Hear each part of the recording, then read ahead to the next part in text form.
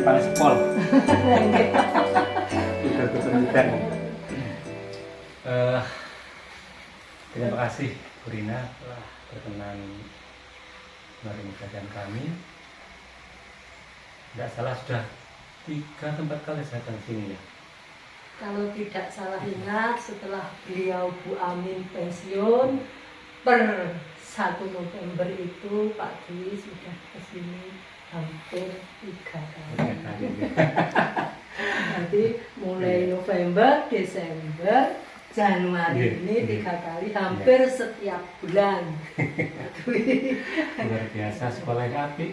Bagus, tinggal pengelola di dalamnya Bapak dan Ibu Guru, dan termasuk nanti mungkin kelengkapan-kelengkapannya yang mungkin nanti perlu saya dukung dari seluruh keluarga yang ada. Siap.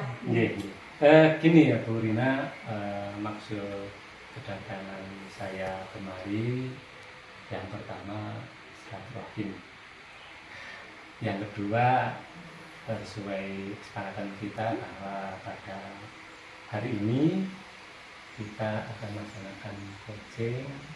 Saya ingin mengetahui sejauh mana permasalahan yang ada di lembaga, khususnya kok sih seorang sekolah di dalam pelaksanaan tugas fungsinya di kompetensi, ada manajerial, ada supervisi, ada kewirausahaan, khususnya merupakan kompetensi yang memang dimiliki sekolah. Nah, pada saat ini dari ketiga kompetensi itu nanti yang akan kita bicarakan terkait masalah supaknya, kan itu sangat penting. Jadi supervisi merupakan apa ya istilahnya, jantungnya kita pembelajaran. Itu perlu nanti kami untuk menggali permasalahan yang dihadapi ketika seorang kepala sekolah melakukan supervisi. Mungkin ada sebentar. Untuk matur suwun Pak Dwi, sadanipun rawuhipun. Pak Dwi sehat nih. Alhamdulillah sehat. Ketawis seger pres. Nggih. Mekaten Pak Dwi, niki mengke kula matur bahasanya campuran. Yang penting bisa tersampaikan. Supervisi yang kami laksanakan di SDN Negeri Muning itu alhamdulillah berjalan dengan baik, sesuai dengan panduan supervisi akademik. Dalam melaksanakan supervisi itu saya melakukan 3 langkah. Yang pertama saya adakan, yang saya supervisi dulu. Pertama, kelengkapan administrasi pembelajaran. Alhamdulillah dari 7 guru itu untuk kelengkapan administrasi pembelajaran di SDN Muning 99,9 lengkap.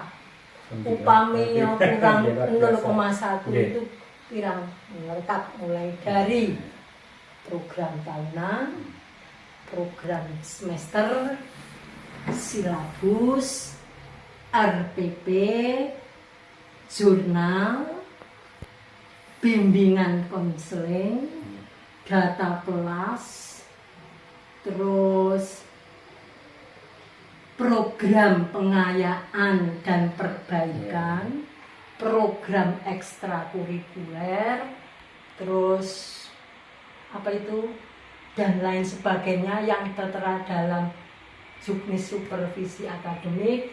Dalam itu insya Allah guru kami terpenuhi.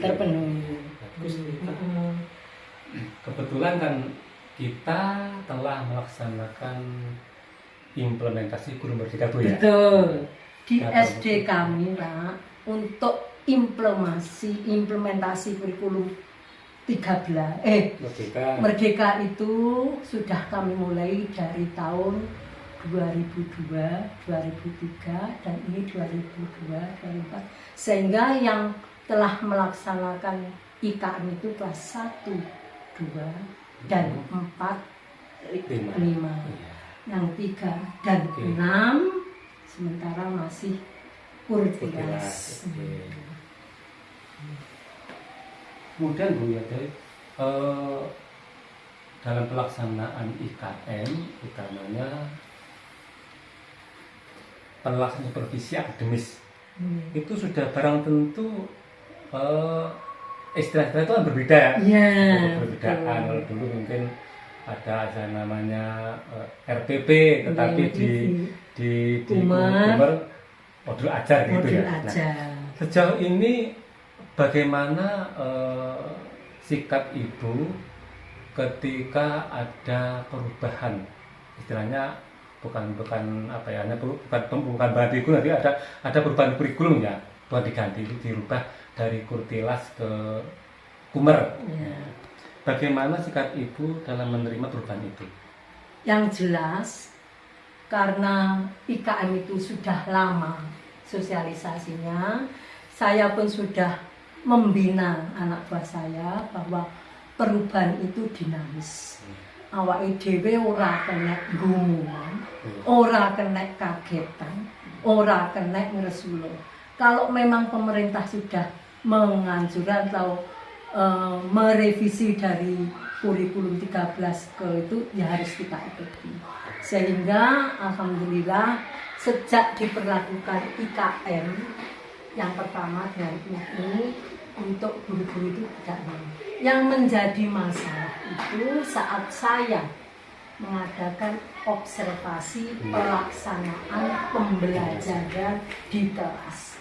Karena banyak sekali perbedaan instrumen-instrumen di observasi di dalam kelas kurikulum 13 dengan Kumer.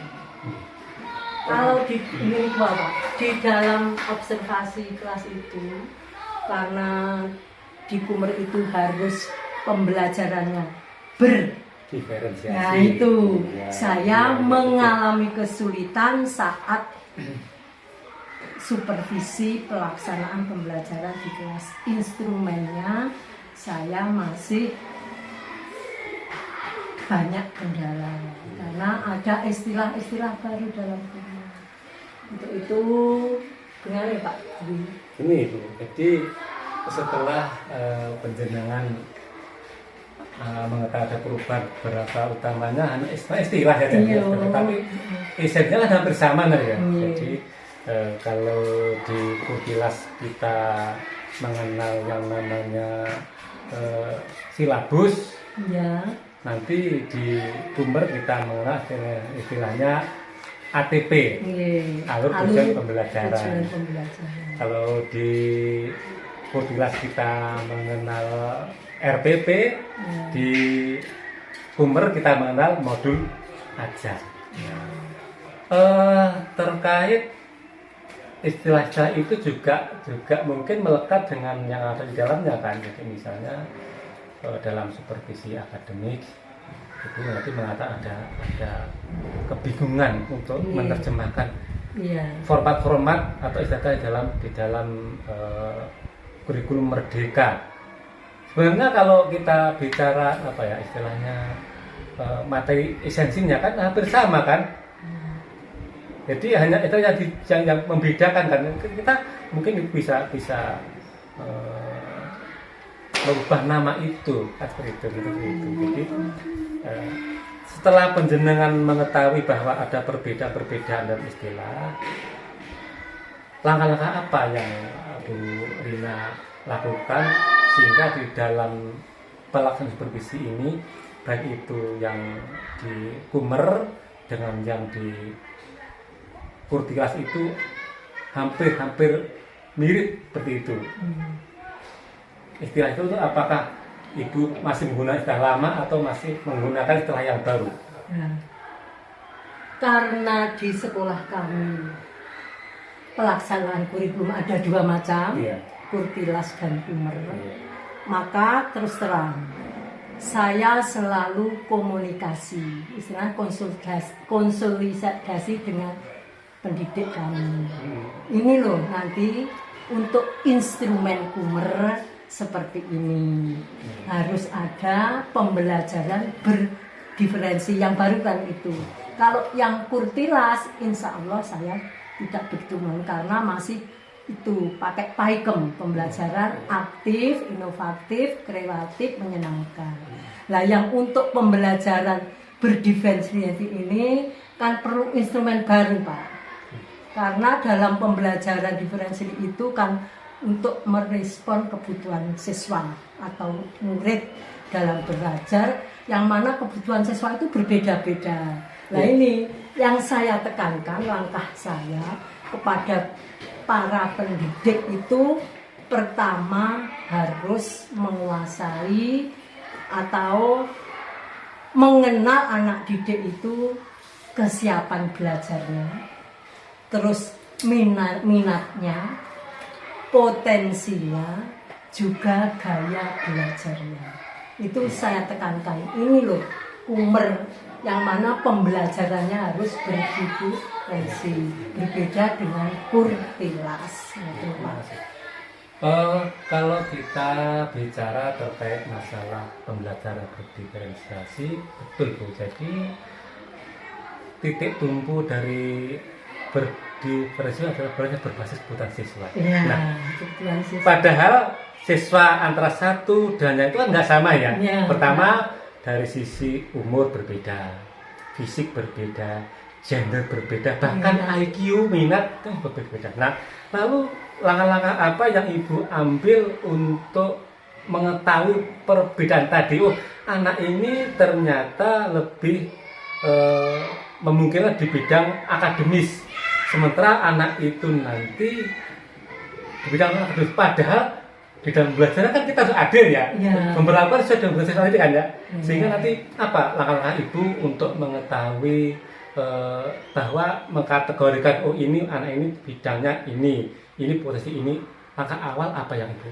Langkah awal yang saya instruksikan ke para pendidik, gunakan tes diagnostik. Oh, tes diagnostik ya. Oke. Untuk mengetahui itu tadi kebutuhan murid. Jadi nanti kita bisa memetak-metakkan.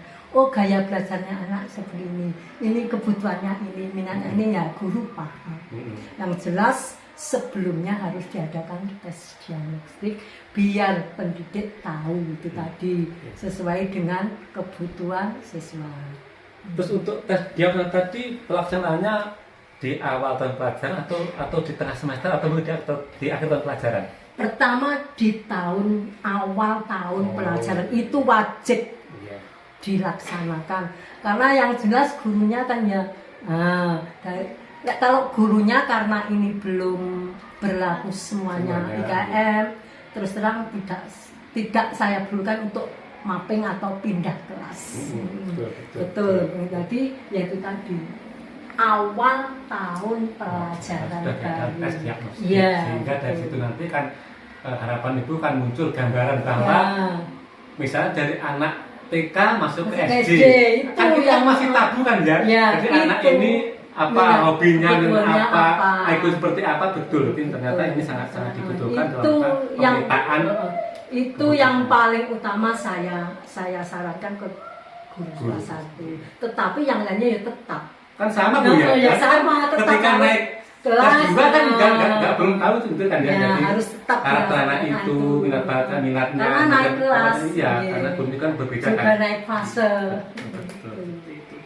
Kembali kepada tadi masalah yang ada di kegiatan yang berbasis diferensiasi, di mana guru-guru itu menurut penjenengan di dalam pembelajarannya belum benar-benar melaksanakan pembelajaran berdiferensiasi, gitu, karena itu memang hal yang baru. Lalu langkah-langkah apa yang Ibu ambil dalam kegiatan supervisi atau observasi tadi ketika mengetahui ada beberapa orang guru yang dalam kegiatan KBM-nya belum berdiferensiasi. Apa langkah Ibu tentang Ibu? Yang pertama, terus terang, dalam KKG itu kan ada, dalam kegiatan KKG itu kan setiap KKG ada pengetahuan baru, yaitu terus dibahas juga hal-hal baru, terutama itu. Yang kedua, saya sarankan juga mengikuti seminar, pelatihan lah. pelatihan lokakarya, workshop tentang pembelajaran berdiferensiasi. Yang ketiga juga saya sarankan terus belajar lewat PMM, ya, karena di situ dijelaskan bisa semuanya. Apa yang kita tidak bisa, yang kita belum tahu, di PMM sudah disediakan. Jadi saya sarankan 3 itu. Aktif mengikuti KKG, 2 mengikuti diklat, seminar, lokakarya, workshop, webinar, juga belajar lewat PMM itu untuk ini. Betul itu Bu ya. Jadi itu ada beberapa langkah yang memang dapat dilakukan oleh guru-guru dalam rangka peningkatan kompetensi terkait masalah pembelajarannya. Kemudian selama penjenengan melakukan observasi pembelajaran di dalam kelas, bagaimana seorang guru ketika misalnya ada anak yang mungkin kalau tadi ada yang beraneka karakter kan ya, mungkin ada anak yang hiperaktif, ada anak yang low, diem saja. Bagaimana ketika guru-guru tadi menghadapi situasi semacam itu yang pernah Ibu lihat selama observasi dalam kelas? Yang saya lihat, untuk memusatkan kembali anak itu kan kadang jenuh, lebih rendah. Itu kalau melihat di PMM itu diberi kegiatan yang menyenangkan yang namanya ice breaking. Ice breaking, ya. Ice breaking. Itu saya sarankan seperti itu. Terus yang kedua, dalam supervisi pelaksanaan pembelajaran kelas itu yang perlu saya tingkatkan dan saya tekankan ke para pendidik itu penggunaan media pembelajaran itu harus dioptimalkan sesuai dengan tema yang diajarkan itu. Kadang itu. Terus yang kedua, metodenya. Ojo kur metode ceramah, sudah saya kan kalau memang tema itu harus di luar kelas, monggo di luar kelas yang menyenangkan, anak itu bisa memaknai pembelajaran saat itu. Biasanya seperti itu Pak yang saya sarankan. Oke, terima kasih. Jadi itu sebuah langkah-langkah yang memang harus dilakukan oleh seorang guru ketika anak-anak pada titik jenuh ya. Apalagi kalau udah jam seperti ini Bu ya. Jangan kan kok anak ya, kita kalau udah di atas jam 12 itu rasanya aduh udah subuh, udah panas, tinggal konsentrasinya tinggal 40% ke bawah gitu ya. Maka emang perlu ada ice breaking di mana dengan kegiatan itu insya Allah anak-anak akan kembali berpusat lagi karena ada kejenuhannya sudah terpenuhi dengan ice breaking tadi. Ada beberapa tindakan yang memang dalam rangka untuk mengantisipasi agar titik kejenuhan itu bisa terkurangi lah seperti itu. Kemudian saya juga yakin bahwa ketika di observasi itu awal-awal saya itu juga pernah di guru ya, pernah di observasi itu namanya nefas atau demam panggung atau demam itu pasti ada kan gitu ya. Nah selama ini apakah ada teman-teman guru ketika penjenengan masuk ke ruang kelas padahal sudah kan ada kesepakatan nggak? Tapi ternyata beda kan di supervisi di sekolah. Maka apa ketika ada teman-teman guru yang mungkin ketika diobservasi atau diskusi itu ada nervous atau kurang kurang bebas sehingga mereka seakan-akan kelihatan kaku. Sehingga apa langkah itu? Supervisi kurang langkah yang sebelumnya saya komunikasikan semuanya. Iya, komunikasi. Persiapkan pembelajaran dengan mental, persiapkan dengan baik administrasinya. nanti saya dalam menilai apa adanya saat panjenengan melaksanakan pembelajaran. Anggap saja itu yang saya tekankan. Saya itu juga murid. Jadi jenengan bebas berekspresi dalam pembelajaran untuk menyampaikan itu pembelajaran hari itu. Jadi setiap akan melakukan observasi dalam kelas supaya tidak nervous, tidak dredeg, tidak jadi bumerang dia sendiri, pasti saya komunikasikan. Anggap saja saya juga murid, tapi panjenengan harus apa ya, berekspresi ya yang natural sesuai panjenengan itu, praktek mengajar lah katakanlah seperti itu Pak. Jadi insya Allah, terus saya pun dengan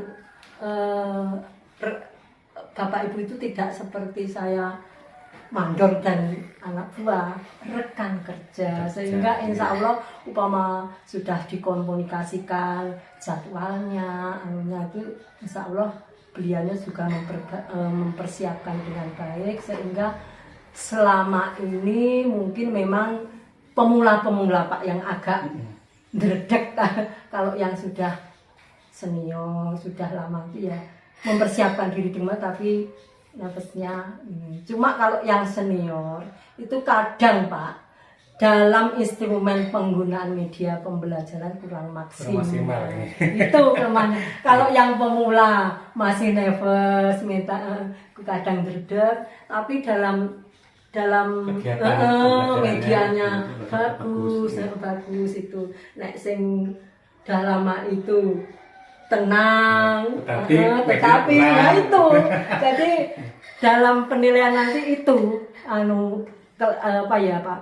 Catatan saya pasti itu. Sing pemula itu mental, kalau yang sudah senior itu ya kadang kurang maksimal. Ya sudah menggunakan tapi kurang maksimal. Kadang juga kurang sedikit kreatif.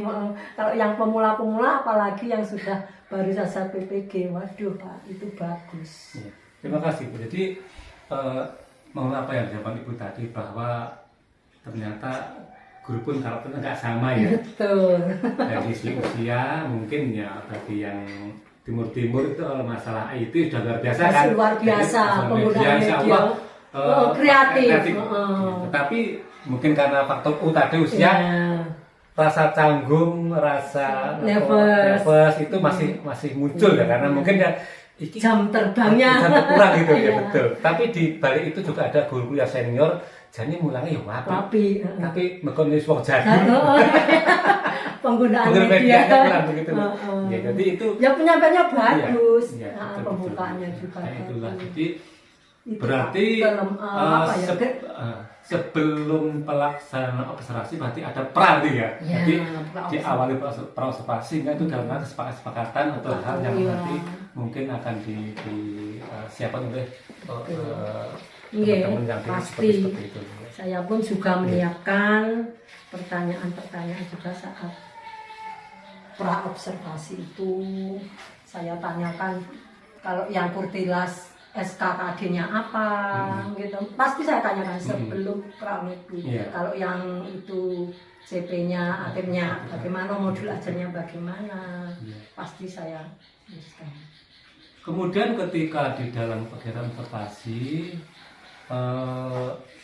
teman-teman guru, ya, terkadang mungkin ada yang misalnya antara tema ini kemudian dengan media atau metode yang digunakan itu terkadang utamanya tadi ya sing usia tadi ya itu kadang itu memaknai yang ada di modul ajarnya itu kan terkadang aku menggunakan media apa itu kan masih bingung ya Kak.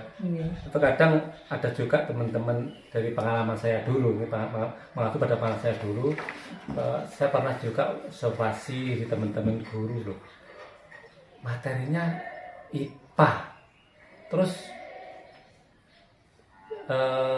pelajaran IPA materi tentang ekosistem, ekosistem laut. Nah ternyata media yang digunakan itu tidak ada, sehingga anak-anak kami kan juga berangkat dari guru pegunungan ya kan jadi ngerayun sehingga banyak anak-anak yang memang tidak tahu tentang laut, tentang pegunungan, sehingga ketika anak-anak itu berbicara masalah ekosistem laut itu juga bingung. Ternyata gurunya juga medianya kurang. Mungkin juga itu bisa juga terjadi di sini kan ya. Jadi itu terjadi ketika misalnya teman-teman guru ada pelajaran IPA atau mungkin pelajaran IPA yang mungkin di sekitar kita tidak ada, sehingga itu kan perlu namanya media. Dan kebetulan juga medianya terkadang untuk di apa istilahnya untuk diadakan. Atau misalnya kalau kita butuh misalnya proyektor dan sebagainya, itu mungkin bagi sekolah yang kecil kan sangat berat itu ya. Tapi insya Allah kalau di sini ada ya untuk proyektor dan sebagainya itu. Insya Allah untuk proyektor ada. Terus alat peraga itu juga ada. Kit IPA. Kit IPA. Terus begini Pak, tadi Pak Dwi kalau antara RPP dan media ini tidak sinkron itu gini, sebelum betul-betul dipraktekkan dan saya observasi, RPP itu saya telaah dulu. Iya, saya telaah, saya baca antara tujuan pembelajaran dan media dan materi itu sinkron Bunda. Kalau sudah sinkron ya sudah saya, enggak sayangnya ya Bu, tinggal observasi. Nah, tetapi saya telaah kok nanti RPP ini ya tidak sinkron, artinya antara materi, media, terus metode kurang sinkron, itu akan saya komunikasi dengan Bapak Ibu guru. Seperti itu Pak langkah saya. Itu kita ada langkah antisipasi sehingga nanti tidak ada mungkin tidak ada terjadi seperti ketidakcocokan antara materi dengan media metode yang digunakan. Juga metode. Sehingga nanti endingnya kan media berjalan sesuai harapan dengan ya, harapan. Terpenuhi kan butuh media ini sudah ada. Sebelum semua dipraktekkan atau saya observasi di dalam kelas belakang itu RPP pasti saya telaah. Oke, terima kasih. Nah, setelah penjenengan melaksanakan observasi, kan di situ ada instrumen yang harus terpenuhi ya, mulai dari RPP-nya, kemudian juga pembelajarannya dari A sampai Z, kemudian langkah-langkah dan sebagainya sampai nanti bahkan pada RPP itu muncul juga namanya asesmen penilaian, di mana itu semua sudah tercover di dalam RPP. Nah, setelah penjenengan melakukan observasi, kemudian di situ sudah muncul nilai dan sebagainya. Adakah selama ini Bapak Ibu guru yang memungkinkan atau yang mendapat nilai di bawah kategori baik gitu? Ada nggak Bu? Insya Allah tidak. Tidak ada. Tapi kalau yang ya gimana ya Pak?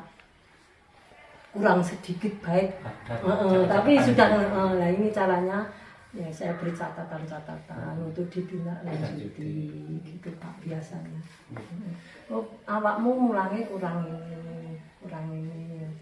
Berarti nanti di akhir kegiatan observasi kan ada refleksi berarti ya? Ya betul, di refleksi itu. Refleksi antara KS dan observer dan. Ya, begini Pak, pelaksanaan refleksi biasanya ya ada yang secara bersama, ada juga yang individu. Nah, yang bersama ya secara umum, nanti yang individu seperti yang Bapak tadi yang misalkan sudah kategorik tapi baik bawah gitu ya Pak. Itu biasanya saya komunikasikan, saya review secara individu.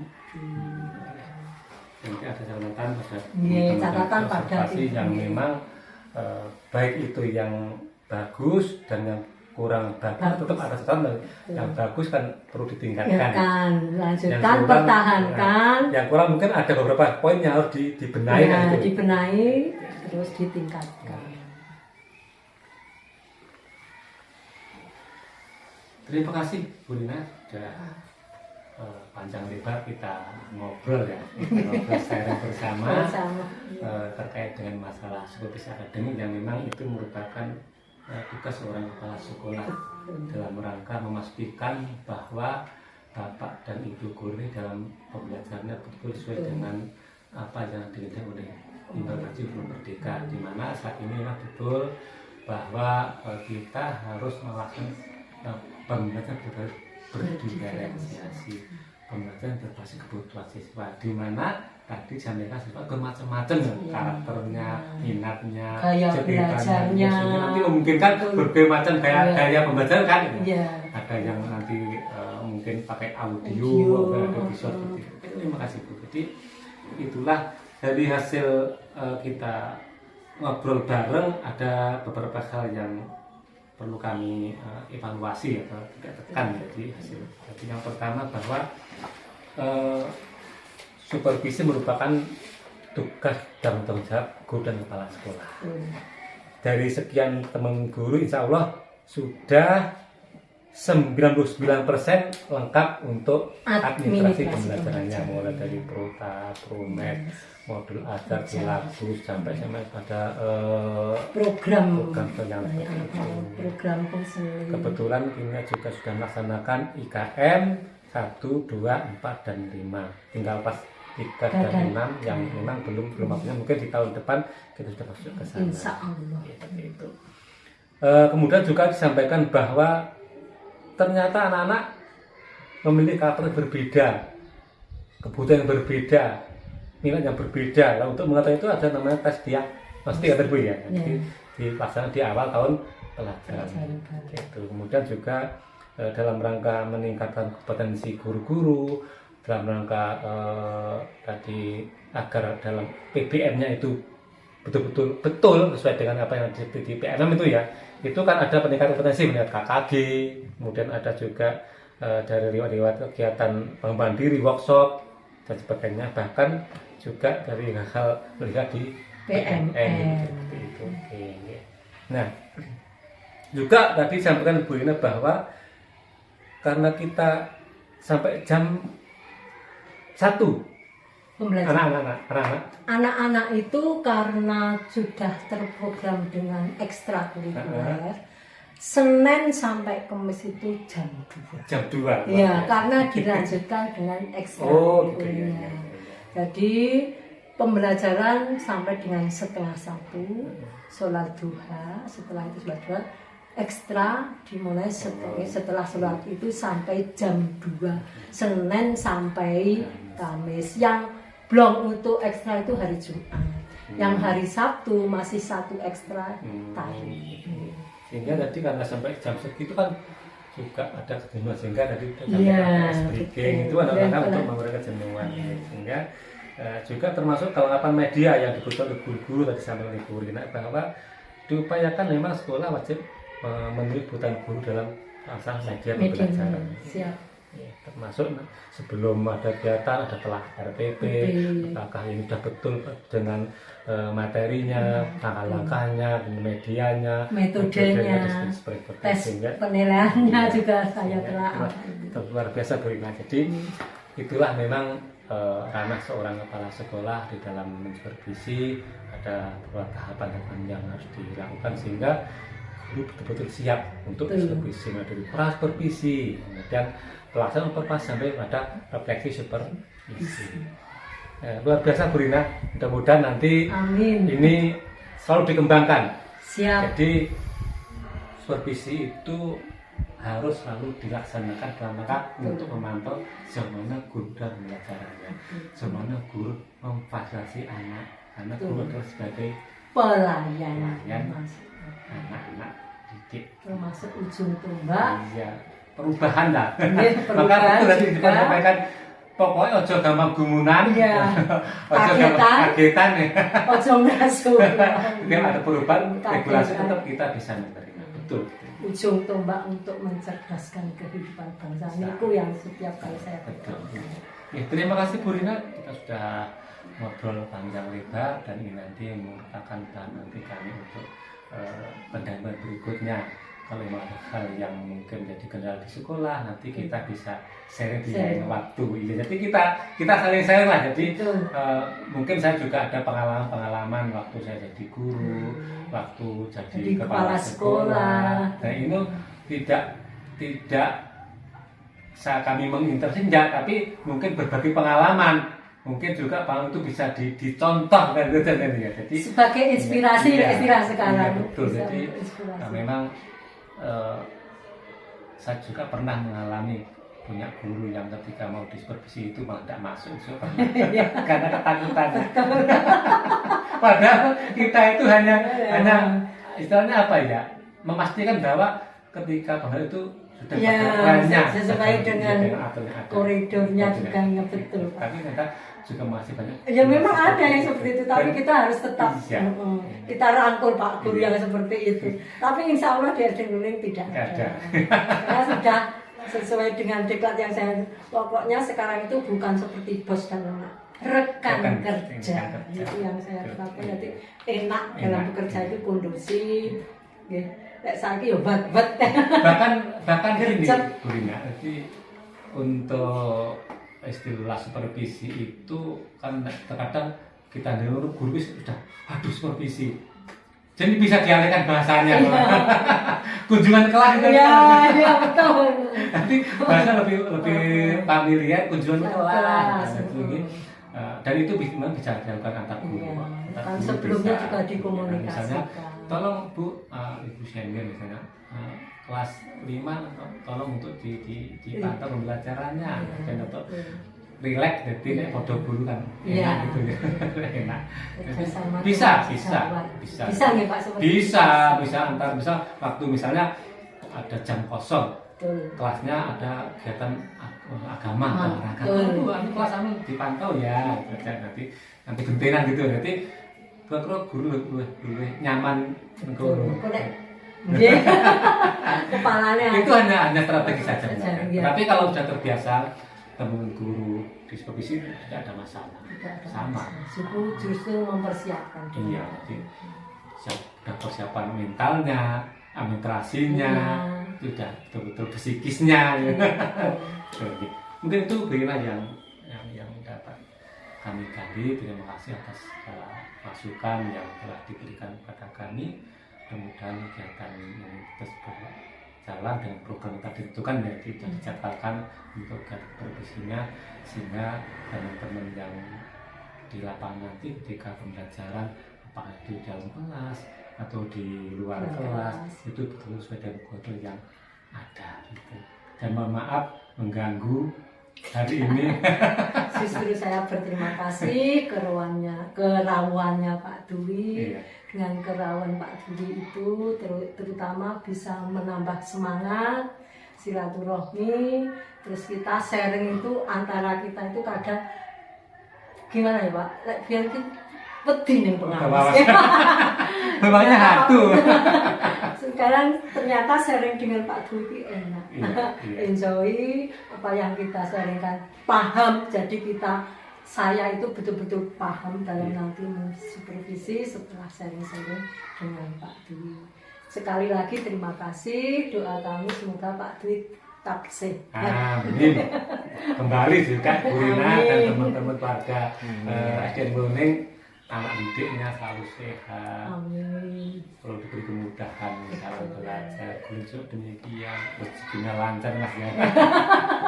Amin Pak Dwi. Sekaligus nanti saya juga mohon pamit, karena sudah harus ke kantor, masih banyak tugas yang bekerja.